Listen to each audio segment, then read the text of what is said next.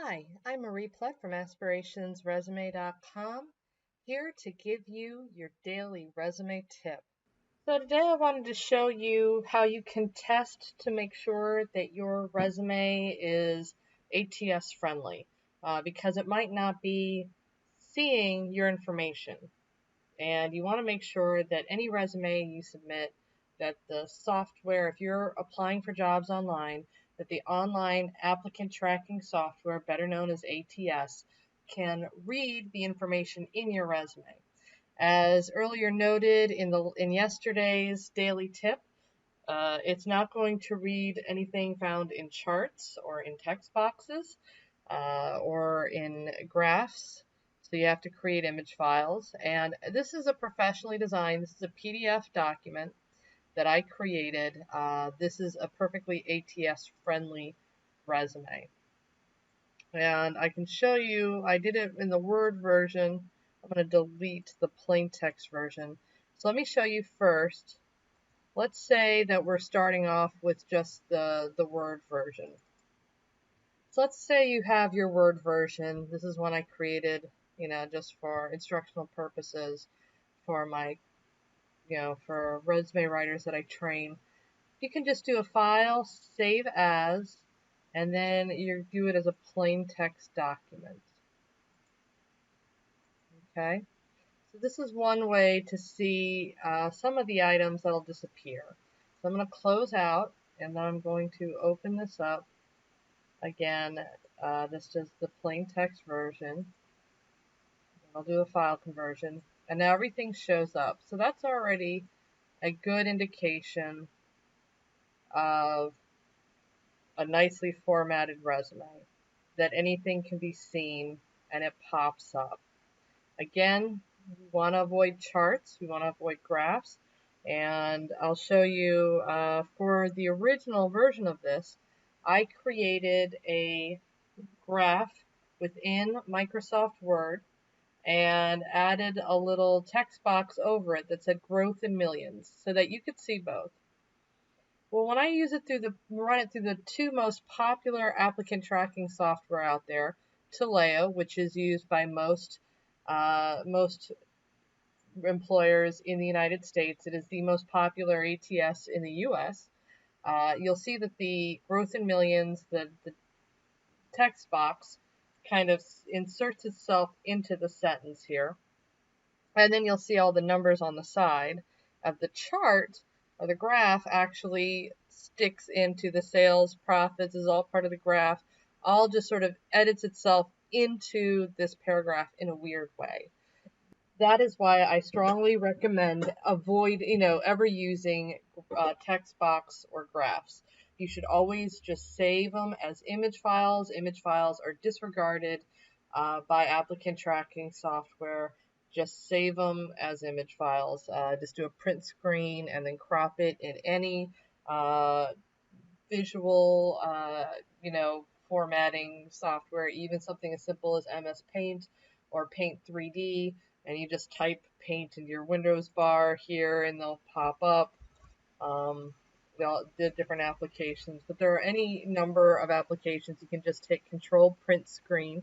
The print screen button is usually by your F12 function key, and if you do Control Print Screen, you can print it, and then do Control C, Control V, which is paste, Control V into any graphic program, and then crop it, and you have an image. So you don't have to have words and charts, you don't need to have graphs and charts. They don't work well. However, Taleo is something you can find on a Honeywell, Career Sites application, Workday. You can find on Coca-Cola, as I've shown in earlier videos. Honeywell, let me try this. Okay, so this is a Honeywell application. There's their career site /ATS. Now, I know that they use Taleo, and a lot of times you'll see Taleo just emerge up in here in other job boards, not Honeywell. But, it's one of these systems, and I'm sure you guys are very familiar. You upload your resume and CV, and I'm going to go into my presentations. I'm going to do that PDF, the same one we were just looking at. I'm going to take that, and I'm going to open it up. It takes a couple seconds.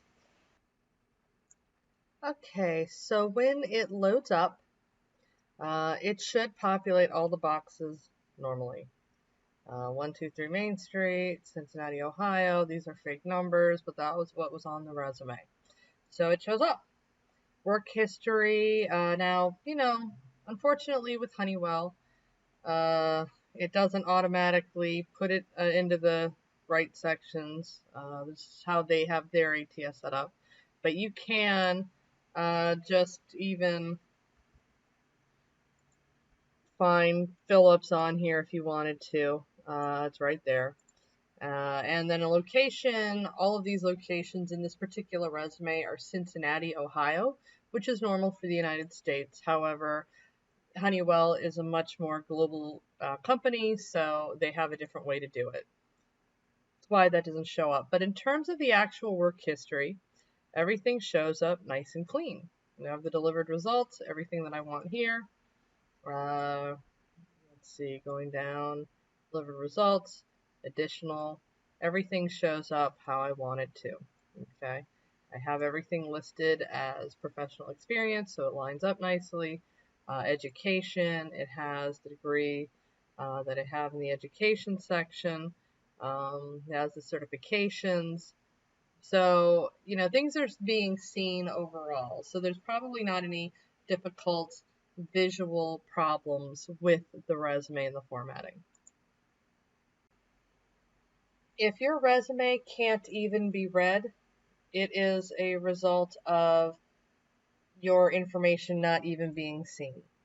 Okay, so that's one way. You'll notice this through applicant tracking system. If you are applying at major companies, generally speaking, if you're looking at mid-level roles or you're looking at a Fortune 500 company, if your resume can be seen, it'll pop up through those population, through the resume population. Those boxes will populate for you if it can be seen. Couple things to also notice here is when you're doing a resume, you really want to title the sections in something that these systems understand.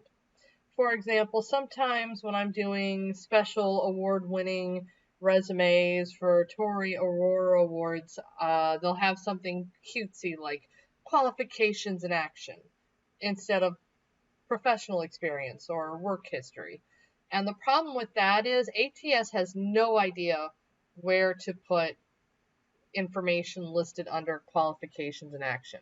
It's looking for your professional experience. It's looking for, your education, and certification.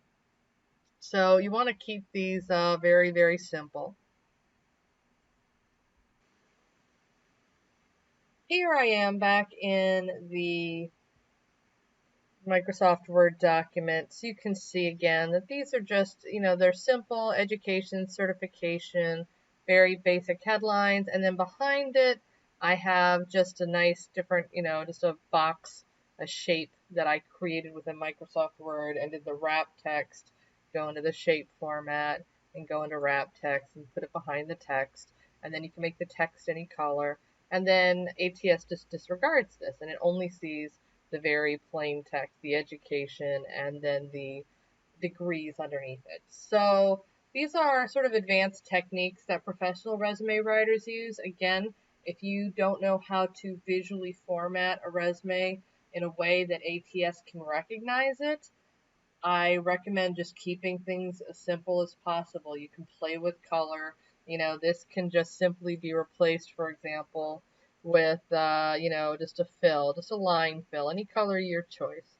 And you can make these simple changes and keep it bright and modern and very simple, and applicant tracking software can still see it and view it. But if you are putting everything into text boxes or graphs or charts or Excel sheets, there's a good chance that older ATS won't see it and modern ATS will jumble it up and make it look weird.